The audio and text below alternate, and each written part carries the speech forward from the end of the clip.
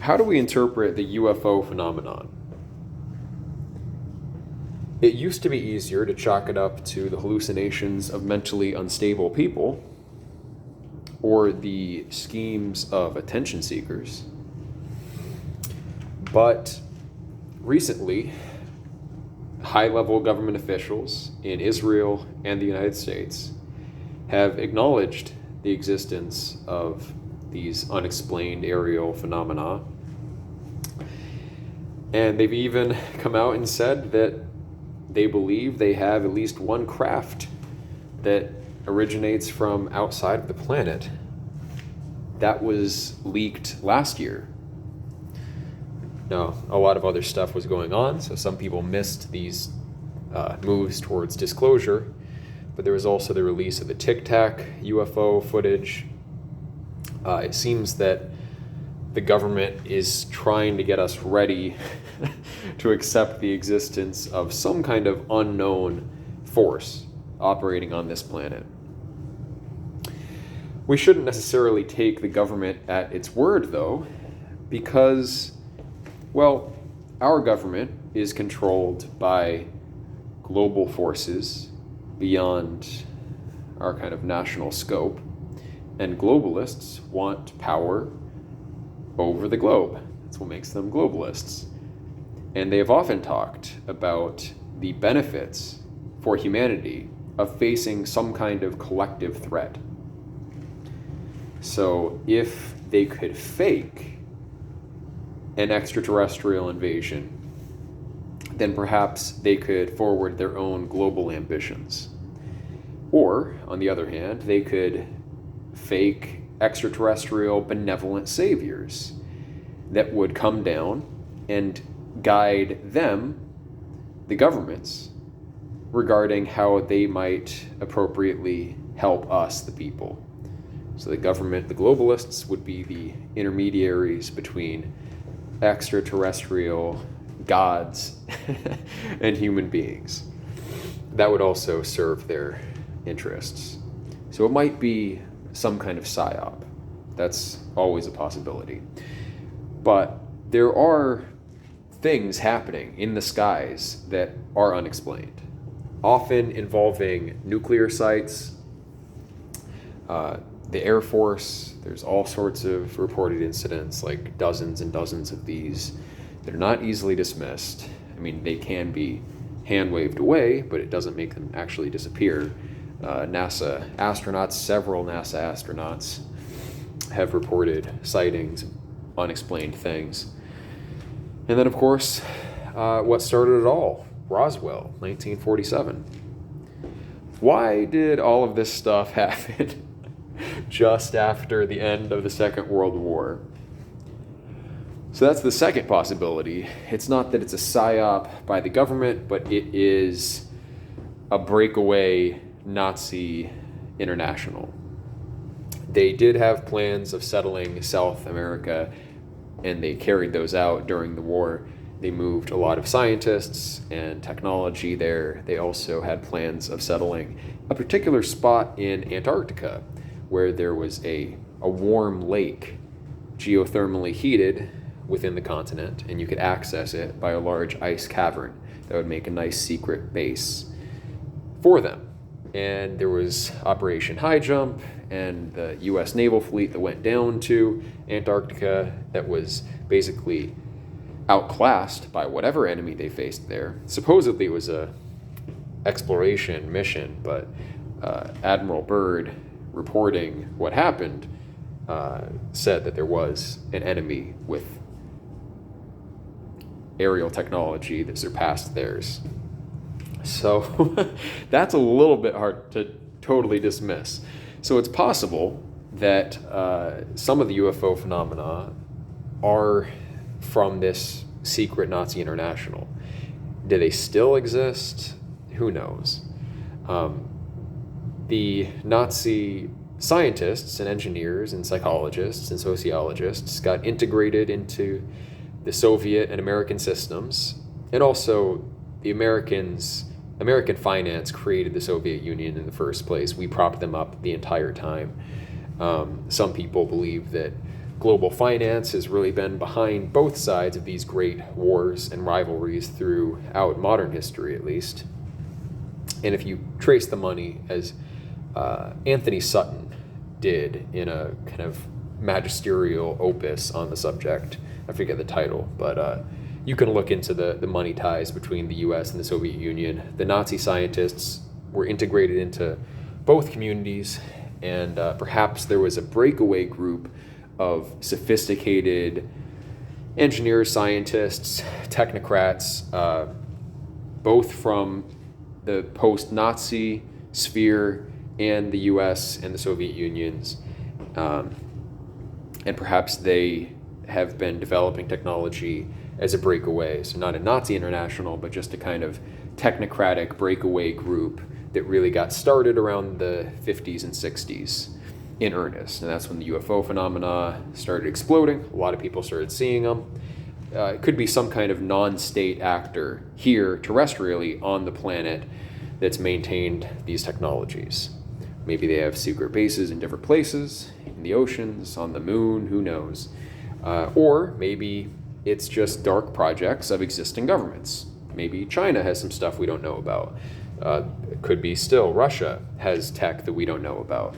Or it could just be American dark projects, and the Air Force people who see these things just don't have clearance and they're not told what they've seen. You know, we have had pieces of technology decades in advance of when we acknowledged the existence of such technology. You know, the stealth bomber was the classic example of that.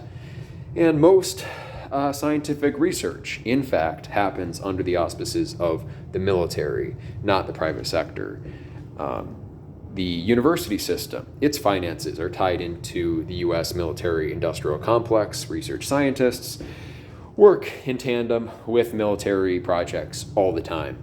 In a big way, the university system is a recruiting and fundraising operation for the military. And they have their command structures, their classified tech. It's very possible that they have the kinds of things like the Tic Tac UFO that, you know, we don't know how they work. We don't know what propulsion systems they're using, but maybe they have something. You go back in time, and there were scientists in the late 1800s and early 1900s. The big three are Keely, Tesla, and Schauberger. And Schauberger was especially important for the Nazi UFO projects, or the flying disc projects. They had all sorts of different flying discs, and they were experimenting with different propulsion technologies. But Keely, Tesla, and Schauberger all believed in some kind of ether and a torsion-based ether propulsion technology. Keely made motors out of it. All of these things are disputed, but the point is, the powers that were back then would have an interest in shutting these private projects down. These were all private individuals, Tesla, Schauberger, and Keely. All of them met inauspicious ends that had some level of suspicion regarding them. So the drive for the high-level government officials or whatever powers behind the scenes would be aware of that stuff would be to sap up that technology, bring it into dark projects. And they could do that for decades, looking for cutting-edge research, stealing it, appropriating it into these places like Bell Labs and different, DARPA, different Skunk Works projects in the nominally private sector, defense contractors, as well as, the government itself. So, yeah, there is some precedent for some kind of alternative propulsion system being developed as early as the early 1900s. There's also the Sonora Air Club, a group of Germans operating in California, associated with all sorts of sightings of airships. That's before they formally were supposed to exist. So there are several terrestrial candidates for a breakaway group that could have advanced propulsion technology, and we would not know how to explain these things. They could have even made it to the moon. The Nazis could have made it to the moon, or the breakaway group. And so when the government discloses that they've they have a craft that doesn't originate from this planet, they don't have to be lying. It could just be made on a moon base. So the general trend here is that any elite group will have an interest in keeping technology for itself and keeping the rest of the people at a low level for strategic reasons, and also for the kind of existential threat that the proliferation of high technology poses to humanity in general. If everybody had a nuke, we would have mass destruction guaranteed. So not everybody can have a nuke. They have to stop people from having nukes.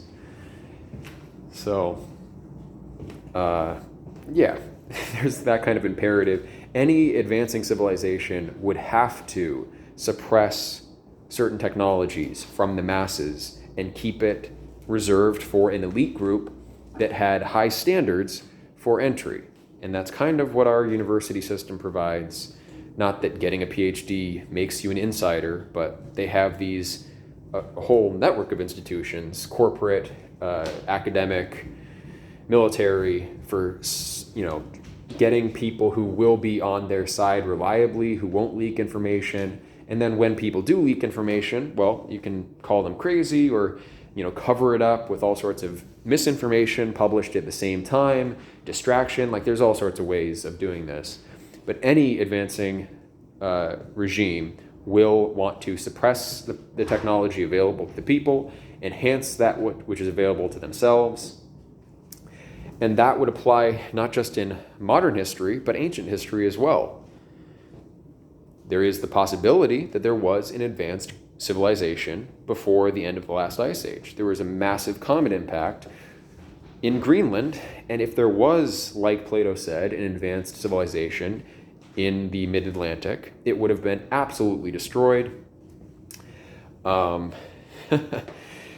So if there was that high civilization, perhaps the survivors, maintained their technologies and their knowledge to themselves in secret networks, and they operated to create the civilizations of the Neolithic and Bronze Age covertly, while all the while kind of maintaining their status as a god race above everyone else. That's like the Anunnaki, the Watchers. And since it's so prevalent in the Sumerian myths, it seems likely to me that there was some kind of more advanced group operating in the ancient past. Perhaps they had this same incentive to keep their technology secret. Maybe they did have something, a weapon of mass destruction that they didn't want others having access to for moral reasons, not just to keep power for themselves. There's two reasons to go secret with this high-tech stuff. One is to have a disproportionate advantage, and that could be used for coercive reasons to maintain a slave class or anything else. The other would be a benevolent reason. Say that in the ancient past, maybe 100,000 years ago, in the last interglacial, where you had some more advanced stuff in Morocco, in the Levant, in South Africa, maybe around that time, some group learned an advanced philosophical system, right? They had big brains. They could have been brilliant metaphysicians. They could have understood deep principles about the nature of reality from first principles, like some modern philosophers. It's not impossible. And maybe this knowledge allowed them access to some kind of psychic technology that we can't even fathom. Perhaps they were benevolent, some of them, and they chose to act as watchers over humanity and break away just to steer the course of these souls on this planet towards good. And they did that for karmic reasons because they realized, according to the metaphysical principles they discovered, that would actually be what was best for them and best for the world as a whole. So, an enlightened group, a benevolent enlightened group, would want to carefully monitor the situation, maybe recruit occasionally those who are worthy of entry into this higher level, more angelic race. And and they could just be watchers over humanity, not to enslave us, but just to keep tabs on us. And they might have found ways of getting off-world, perhaps spiritual technologies of interstellar or interdimensional travel, which I could get into, but I won't. And maybe, 500,000 years ago, when you had giants in Java in South Africa, giant Heidelbergensis in South Africa, reportedly. That's also where the spear was invented for the first time. Or the giants who did engravings on shells for the first time 500,000 years ago in Java. They were descended from Homo erectus. Now, if you're a big person, you have a big brain, generally. And so perhaps you had an advanced group at that time break away, similarly develop some kind of high technology or high psi ability, and then go secret, go dark from the rest of humanity. We're not all one, concrete species in a fixed sense. Groups can break away. And there will always be that incentive, both for good and bad reasons, for a group to break away and keep what they have kind of secret. So that's, I think, a likely explanation for the UFO phenomenon. It could have multiple sources. Nazi International, dark projects run by the government, run by international finance, a breakaway. I mean, think about how many billions and billions and trillions of dollars international finance has that they could hide from us and put into totally secret breakaway civilizations. Like, why did space travel totally drop off after the 1970s? Have we just been like twiddling our thumbs? What happened? Have we just been getting dumber? Maybe most of us, and maybe the incentive is for them to make most of us dumber and to elevate themselves. So, yeah. That's what I think of the UFO phenomena. And if you want to find out for yourself, the only way is really to break away yourself. This is the path. We're not all in it together in a fixed sense. Earth produces these higher types, and those higher types go on to do coercive evil things sometimes, or benevolent things sometimes. It's harder to find the benevolent forces. But like I said, there are clear incentives for them not to just reveal all this tech to everyone, because not everyone can handle it. I would say there's a guaranteed possibility of higher intelligence in the universe at large, right? The multiverse. If you take any of the many worlds interpretation or inflationary Big Bang or the membrane systems or even Penrose's cyclical model, if you take any of those models seriously, there are smarter beings out there. And if you believe interdimensional communication is possible, which the many worlds interpretation in quantum computing seems to be based on that possibility. At least the inventor of quantum computing thinks so.